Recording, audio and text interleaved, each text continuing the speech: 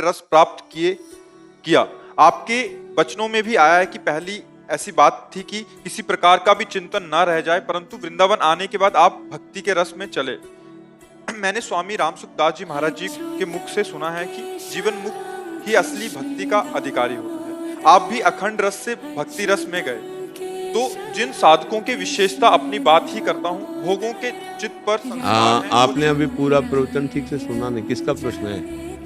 अभी सही सुना नहीं होगा। जैसे गाड़ी मुगल सराय से चलती है और इलाहाबाद होते हुए फिर यहाँ मथुरा स्टेशन आती है, तो आपको मुगल सराय से चढ़ना जरूरी है क्या? यहीं से मथुरा से चढ़ ले, निकल लो। समझ में आया कि ले? जिसके चित्त महाराज जी भोगों के संस्कार चढ़े हुए हैं। भैया अभी तुम्हें पता नहीं है। अगर तुम्हारा विश्वास और श्रद्धा हो जाए तो तात स्वर्ग अपवर्ग सुख धरी तुलाए कंग तूल नृताय सकल मिल जो सुख लव सत्संग। इसका तुम कभी चिंतन करना। तुमने तो साधन पक्ष का चिंतन किया, कृपा पक्ष का तो चिंतन किया नहीं। भगवान अपने जिन जनों से जगत मंगल करवाना चाहते हैं उनको कसौटी पर कसते हैं और विविध मार्गों का ज्ञान और अनुभव करा कर लाते हैं। लेकिन जो भगवान के निज जन बनना चाहते हैं उनको विविध मार्गों में दौड़ने का श्रम नहीं करना होता। भगवान ने अपने पट्टे को तैयार ही इसीलिए किया है कि एक ही झटके में तुम्हारा वो काम बन जाए जो पूरे जीवन दगड़ करके वो अनुभव करके आए। तभी कहा गया यही लाभ शंकर माना। अब जैसे आखिरी में आकर के राधा बाबा कहाँ टिके? राधा राधा राधा नहीं टिके। बचपन से कितनी भारी उपासना, ऐसा साधन। अब आखिरी से इस अधम को क्या मिला? राधा राधा राधा। तो हम आपको क्या कह रहे हैं? राधा राधा राधा। अब आपको लग रहा है मेरा अंतःकरण विषयी है, मैं अपवित्र हूँ, मैं ऐसा हूँ। अगर हम अपनी जमीन किसी को दे देते हैं, किसी के नामे कर देते हैं, अब उसमें घास उगाए, बमूल लगाए, आम लगाए, पीपल लगाए, तो हमारा कहने का अधिकार है। थोड़ी हम समर्पण की ऐसी वृत्ति लाएं कि हमने गुरुदेव को, हमने प्रभु को अपना जीवन दे दिया नहीं वास्तविक, क्योंकि अहम में तभी विकार है।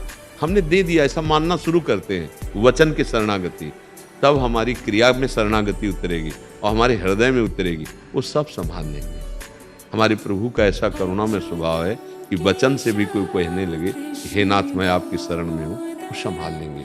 हृदय विकारी होता है देहाभिमान के कारण और हृदय निर्मल होता है भगवान की सन्मुखता के कारण। सन्मुख होए जीव मोहि जब वहीं जन्म कोट यज्ञना से। तो आपको साधु संग मिल गया। आपको भगवान की सन्मुखता कैसे होती है ये भी समझ लिया। अब आप अपने को लिए क्यों बैठे हैं? छोड़ो अपना चिंतन, उनका चिंतन करो जिनके चिंतन करने से निर्मलता आती है। हम नीच हैं, अधम हैं, एक बार समझ लिया ना, अब बढ़िया है। अब हमको उनकी तरफ देखना। वो करुणामय है, कृपामय है, बड़े सामर्थ्यशाली हैं। एक क्षण में घोर पापी को भी महात्मा बना देते हैं। अपिचेत सुदुराचारो भजते माम अनन्य भाग साधुर्य समंतव्या सम्यक व्यवसिता हिस्सा। अगर हमारे अंदर ये अहंकार बना रहे कि मैं तपस्वी हूँ, मैं जितेंद्रिय हूँ, मैं व्रतधारी हूँ, भैया सबसे बड़ा कूड़ा करकट ये जमा है, भगवत प्राप्ति नहीं होगी। अगर हमारे अंदर मैं नीच हूँ, अधम हूँ, अब गुरुदेव ने कृपा की सतमार्ग मिला, हमको बताया कि राधा राधा, या और हमें तो कुछ ज्ञान है नहीं, वो कुछ जानते नहीं, बस उन्हीं की कृपा बल से राधा राधा राधा पक्का भगवत प्राप्ति। देखो डिब्बे में ज्यादा ताकत नहीं होती, ताकत होती इंजन में।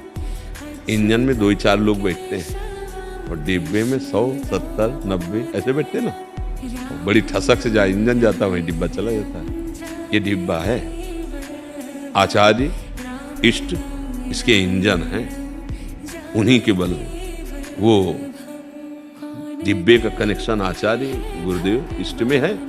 अब सैकड़ों को लाद को निकल जाएगा और कनेक्शन हट जाए तो एक कदम डिब्बा नहीं चल सकता। समझ रहे ना?